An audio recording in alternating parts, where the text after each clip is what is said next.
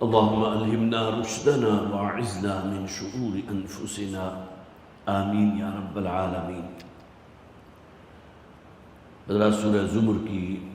پہلا رکوع ہمارے زیر مطالعہ ہے۔ 3 آیات وہ ہیں کہ جو سورہ مبارکہ کی اس رکوع کی باقی رہ گئی تھی، اس پر انشاءاللہ گفتگو ہوگی اور پھر دوسرا رکوع ہم شروع کریں۔ جیسا کہ میں نے عرض کیا تھا کہ یہ سورہ مبارکہ اخلاص فی العبادہ کے ضمن میں قرآن حکیم کی بہت جامع صورت ہے۔ توحید فی العبادت یا اخلاص فی العبادت۔ لہذا دوسری آیت جو ہم نے پڑھی فَاعْبُدِ اللَّهَ مُخْلِصًا لَهُ الدِّينَ،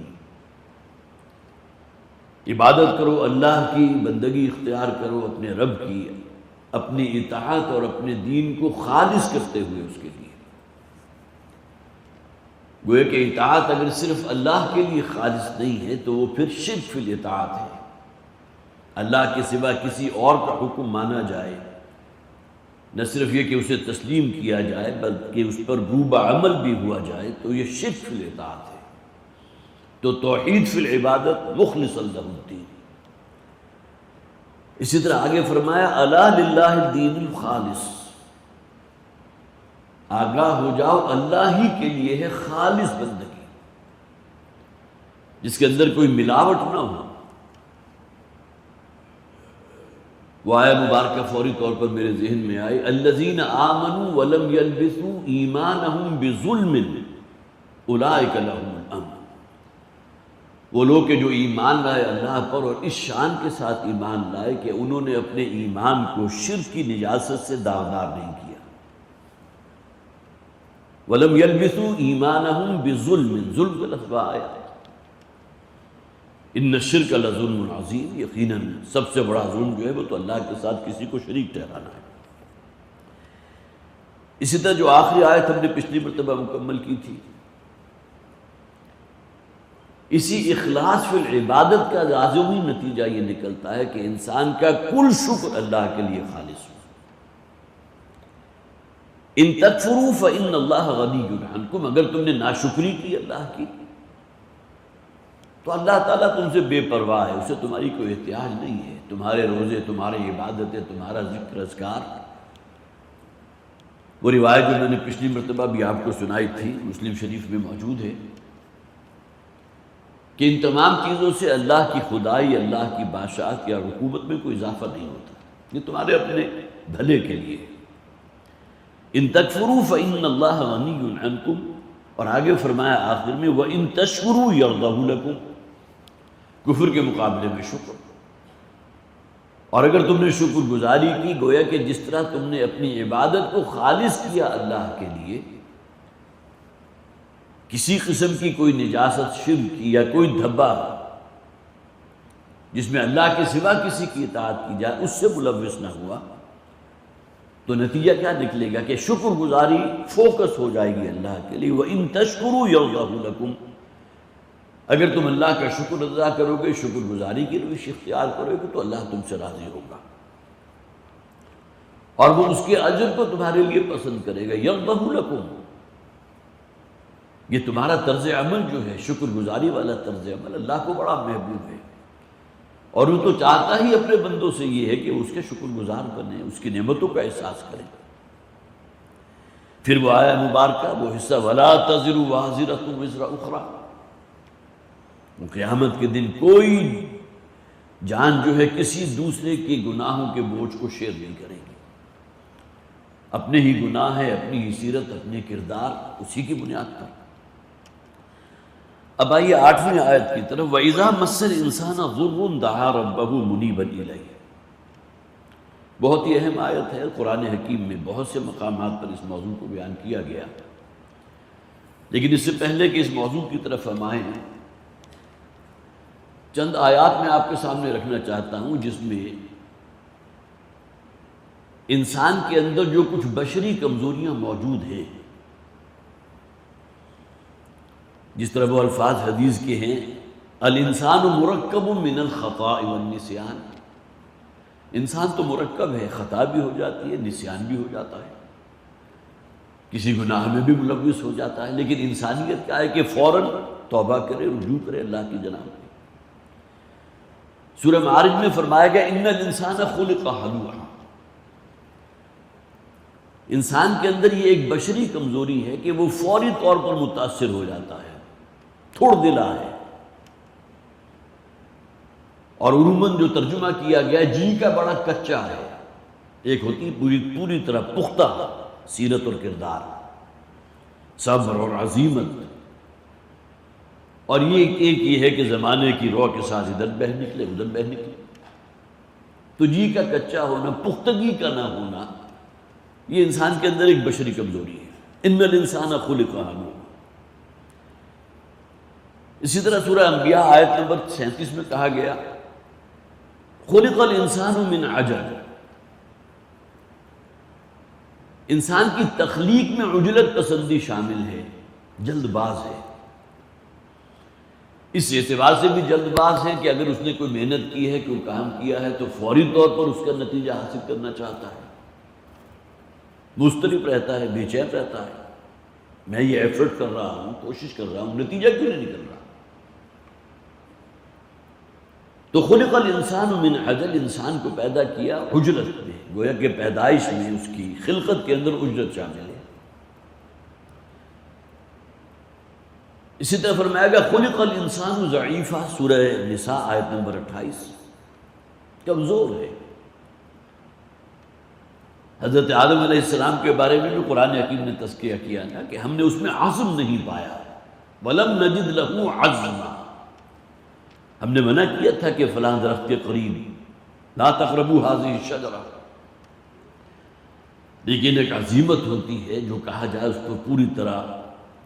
جازم ہو جانا۔ وَلَمْ نَجِدْ لَهُ عَزْمًا، ہم نے آدم میں وہ عزم اور ارادے کی پختگی جو ہے اس کے اندر ایک کمزوری بھائی انسان کی خلقت میں موجود ہے۔ خلق الانسان ضعیف۔ اسی طرح سورہ بنی اسرائیل میں فرمایا کان الانسان عجولا، بالکل وہی بات جو سورہ انبیاء میں کہی گئی تھی خلق الانسان من عجل، اور سورہ بنی اسرائیل میں کہا گیا کہ کان الانسان عجولا، انسان ہے ہی بڑا جلد باز۔ اسی طرح وہ آیہ مبارکہ انا عرضنا الامانۃ علی السماوات والارض والجبال فابین ان یحملنها، اس کے آخر میں کیا کہا گیا کہ انسان ظلوما جہولا، جہول کے معنی جذباتی ہے،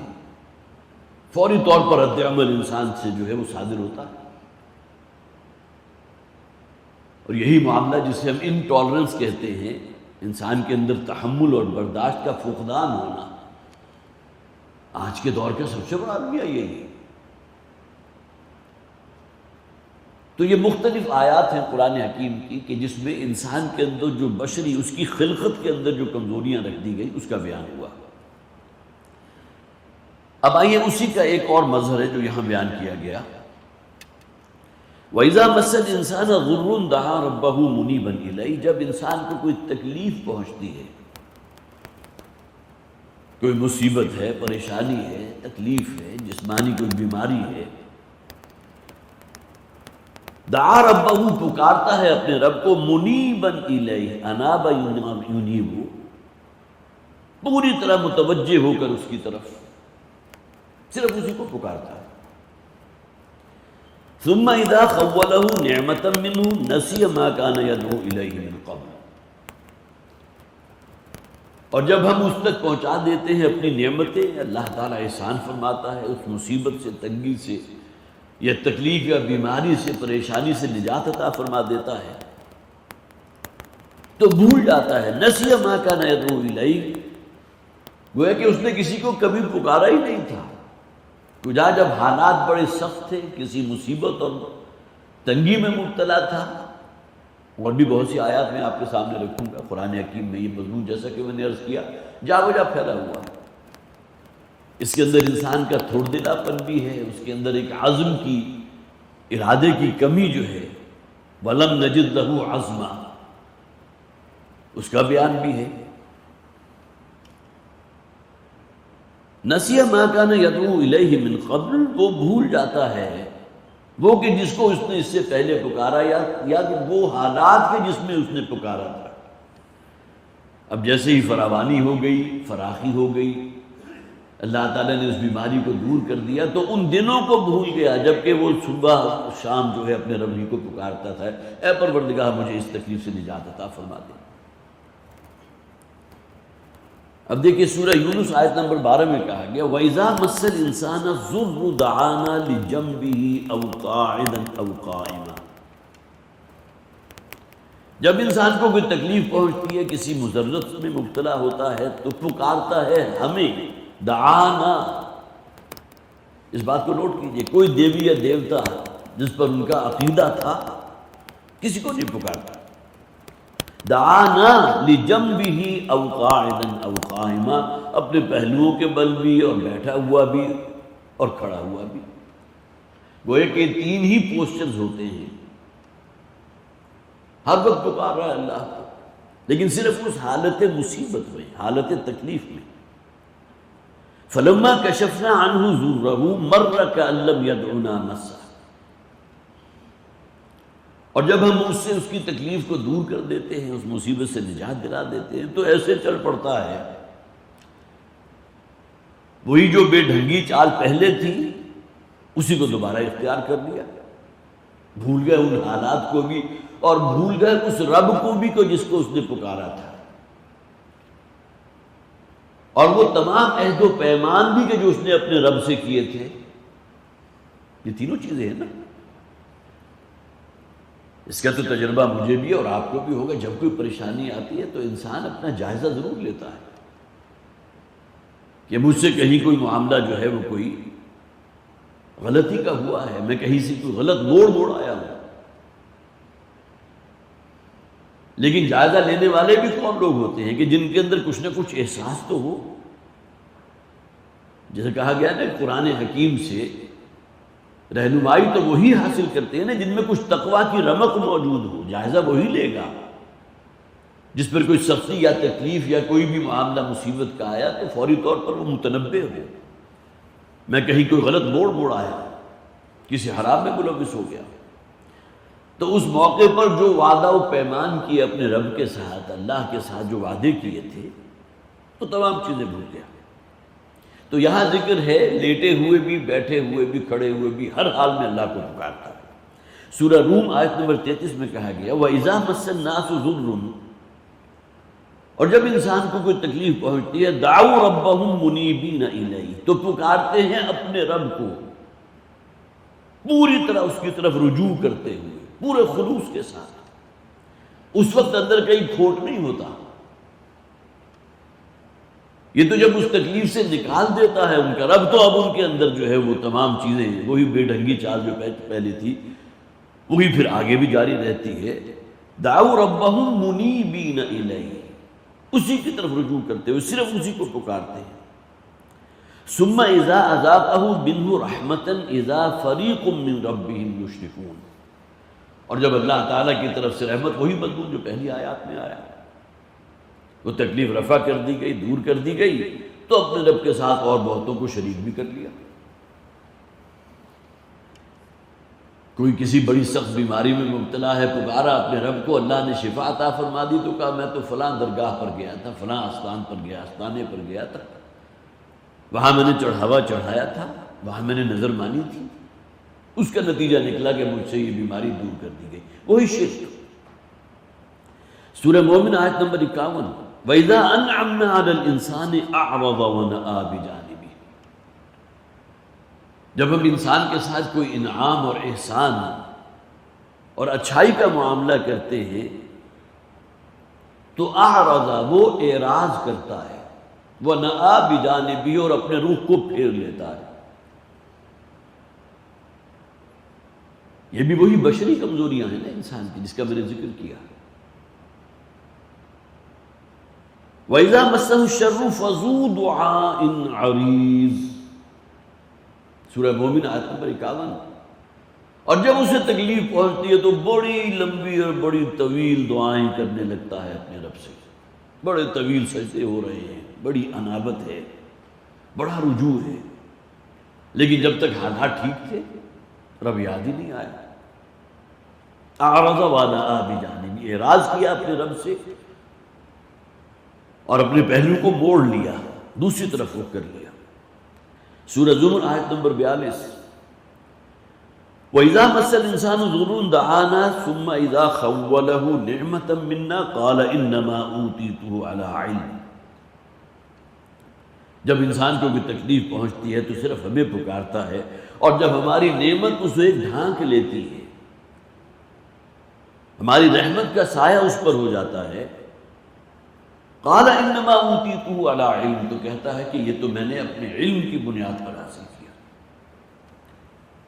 کاروبار فرض کیجئے کہ دیوالیہ ہونے کے قریب ہے، بڑی لمبی چوڑی اللہ سے دعائیں کہ اللہ تعالیٰ نے اس گرداب میں سے نکال دیا۔ اب اس کا کہنا کیا ہے، یہ تو اصل میں میری پلاننگ تھی، میرا فہم تھا، میری پیش بندی تھی، میرے منصوبے تھے کہ جس کی وجہ سے میں نکل آیا اس گرداب میں سے۔ انما اوتیتہ علی علم، یہ جو کچھ مجھے حاصل ہوا ہے، جو میں نے ریگین کیا ہے اس گرداب میں سے میں نکلا ہوں، تو یہ اپنی تدبیر کی بنیاد پر، اپنے منصوبے کی بنیاد پر پیش بندی کر لی تھی میں نے۔ یہ بالکل وہی سوچ ہے کہ جو ہم نے قارون کے ضمن میں قرآن کی آیات میں پڑھی تھی، وہاں بھی بالکل یہی الفاظ تھے۔ جب اسے توجہ دلائی جاتی ہے اتنی مال و دولت ہے تمہارے پاس کہ تمہارے خزانے کی کنجیاں اٹھانے کے لیے بھی ایک پورا دستہ جو ہے مزدوروں کا موجود ہے، غلاموں کا، وہ صرف کنجیاں اتنی بھاری اور وزنی ہیں۔ احسن کما احسن اللہ الیک، بڑے پیارے الفاظ ہیں کہ تمہیں بھی تو لوگوں کے ساتھ کوئی حسن سلوک کرنا چاہیے، خدمت خلق، اپنا روپیہ پیسہ لگاؤ اس کام میں، جیسا کہ اللہ نے تم پر احسان فرمایا، کما احسن اللہ علیہ۔ تو یہ قانونیت ہے کہ انسان جو ہے ان تمام چیزوں کو منسوب کرے کہ یہ میری اپنی پلاننگ اور اپنی ایفرٹ کا نتیجہ ہے۔ اس کے بعد چھٹا مقام یہ آیا مبارکہ سورہ زمر کی جو ابھی ہم پڑھ رہے ہیں، اور سورہ اعراف کی آیت نمبر 190 میں ایک اور انداز میں اس بات کی طرف اشارہ کیا گیا، فلما تغشاها حملت حملا خفیفا۔ آیت کے آغاز میں جو الفاظ ہیں اس میں گویا کہ جب کسی خاتون کو حمل ٹھہر جاتا ہے اور اس سے پہلے بڑی دعائیں کرتے تھے وہ شوہر اور بیوی دونوں، اللہ تعالیٰ جو ہمیں اولاد عطا فرما، اللہ اولاد عطا فرما، اور جب اللہ تعالیٰ اولاد عطا فرما دیتا ہے، الفاظ کیا ہے کہ جب اللہ انہیں صحت مند اولاد دے دیتا ہے، دعوا اللہ ربہما، پہلے تو یہ کہتے تھے کہ اے پروردگار لئن آتیتنا صالحا لنکونن من الشاکرین، جب تک وہ ولادت نہیں ہوئی تھی، اے پروردگار اگر تو ہمیں صحیح تندرست بچہ عطا فرما دے، اولاد عطا فرما دے، تو ہم تیرے انتہائی شکر گزار بندے بن جائیں گے۔ شوہر اور بیوی دونوں دعا کر رہے ہیں۔ فلما آتاہما صالحا، جب اللہ تعالیٰ نے انہیں ایک صحیح سالم تندرست بیٹے یا بیٹی سے نواز دیا، جعلا لہ شرکاء فیما آتاہما، تو فوراً ہی جو ہے اللہ کے ساتھ اوروں کو بھی شریک کر لیا۔ وہی بات، میں نے تو فلاں بزرگ سے جا کر دعا کرائی تھی، فلاں استھان پہ گئی تھی، فلاں درگاہ پر جا کر حاضری دی تھی، اس کے نتیجے میں یہ اولاد مجھے حاصل ہوئی۔ تو یہ مختلف اسالیب ہیں، اب کم سے کم 7-8 مقامات اور بھی بہت سے ہوں گے کہ جو میری اس وقت جب میں اس کی تیاری کر رہا تھا تو میری ذہن پہ جو آیات آئیں تو ان کو میں نے خاص طور پر نوٹ کر لیا تھا۔ وہی مضمون یہاں بیان ہوا، وَإِذَا مَسَّ الْإِنسَانَ ضُرٌّ دَعَا رَبَّهُ مُنِيبًا إِلَيْهِ، جب انسان کو کوئی تکلیف پہنچتی ہے تو پکارتا ہے اپنے رب کو، اس کی طرف اپنی توجہ کو خالص کرتے ہوئے، ثُمَّ إِذَا خَوَّلَهُ نِعْمَةً مِّنْهُ، اور جب اللہ تعالیٰ اپنی نعمت ان پر سایہ فگن فرما دیتا ہے، اس تکلیف کو دور فرما دیتا ہے، نسی ما کان یدعو الیہ من قبل، تو گویا کہ اس نے اس سے پہلے کسی کو پکارا ہی نہیں تھا، بھول گیا اپنے رب کو بھی اور ان حالات کو بھی۔ وجعل للہ اندادا لیضل عن سبیلہ، اور اللہ کے ساتھ اور بہتوں کو شریک ٹھہرا دیتا ہے، جو آیات ابھی پڑھ کر سنائی میں نے آپ کو، اذا هم یشرکون، جعل لهم شرکاء فیما آتاہما، اللہ کے ساتھ شرک بھی کرنے لگتے ہیں، اور جو اللہ نے اولاد عطا فرمائی تھی اس میں اس کے اور بھی بہت سے شریک اللہ کے ساتھ قرار دے دیے۔ قل تمتع بکفرک قلیلا، اے نبی کہہ دیجئے کہ اب ذرا اس دنیا کی جو بھی زندگی باقی ہے اس میں جو متاع زندگی ہے اس سے استفادہ کر لو، اور کچھ یہاں جو ہے وہ تمتع کر لو اس دنیاوی نعمتوں سے، قلیلہ، لیکن تھوڑے ہی دنوں کی بات ہے، 50 60 70 برس یوں گزریں گے کہ پتہ بھی نہیں چلے گا۔ انک من اصحاب النار، لیکن یہ کہ پھر جو آخرت کی زندگی ہے وہ پھر جہنم کی ابدی آگ ہے، دہکتی ہوئی آگ ہے کہ جس میں جھونکے جاؤ گے۔ اب یہ ہے کہ جو اصحاب النار ہیں، آگ والے، امن ہوا قانت آناء اللیل ساجدا او قائما، بلا وہ شخص کے جو قنوت اختیار کرتا ہے اپنے رب کے لیے۔ قنوت کسے کہتے ہیں؟ فرما برداری اختیار کرنا۔ دعائے قنوت بھی تو ہے نا جو ہم پڑھتے ہیں، اپنے ہاتھوں کو بلند بھی کر سکتے ہیں جیسے کہ ہمارے سلفی حضرات کرتے ہیں، رکوع سے اٹھے اور اس کے بعد دعائے قنوت پڑھی،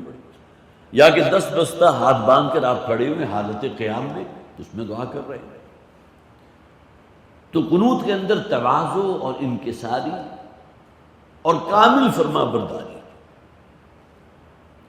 امن ہوا قانت آناء اللیل، وہ شخص کے جو قنوت اختیار کیے ہوئے اپنے رب کے لیے، 10 بستہ کھڑا ہے اس کے سامنے، اس کے حکم کا منتظر، سراپا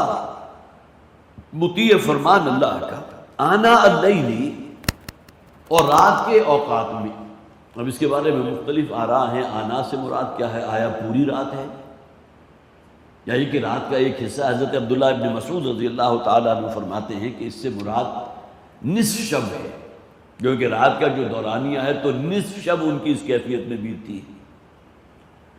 سورہ مزمل کے اندر بھی اس جانب اشارہ ہے، قم اللیل الا قلیلا نصفہ او انقص منہ قلیلا او زد علیہ ورتل القرآن ترتیلا،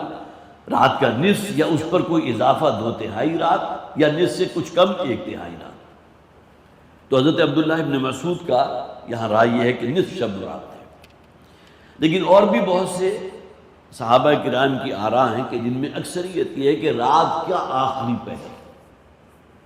جبکہ انسان استراحت بھی کر چکا ہو، جو نیند کا جو انسان کا ایک جسمانی تقاضا ہے، فزیکل نیڈ ہے نیند اس کا وہ فائدہ بھی حاصل کر چکا ہو، پھر رات کے پچھلے پہر وہ کھڑا ہو اپنے رب کے ہوئے ہو۔ امن ہوا قانت آناء اللیل، اور کس حالت میں اس کی یہ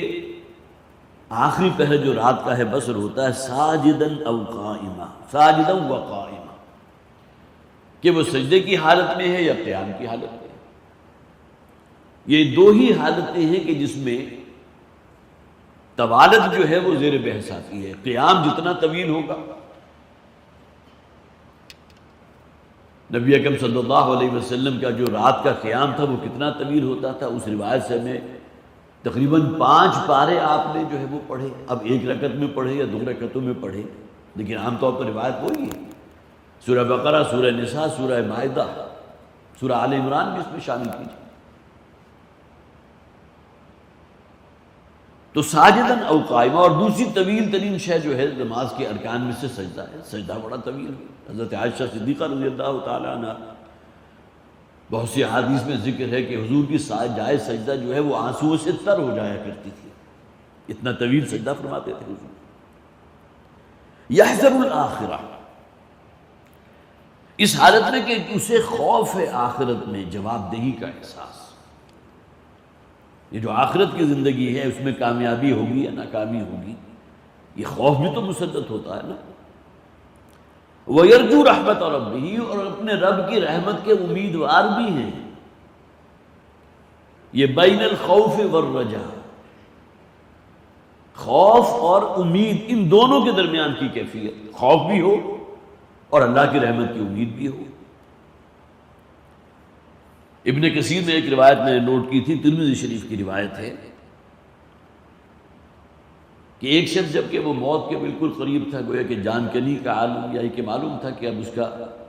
چل چلاؤ کا معاملہ ہے، نبی اکرم صلی اللہ علیہ وسلم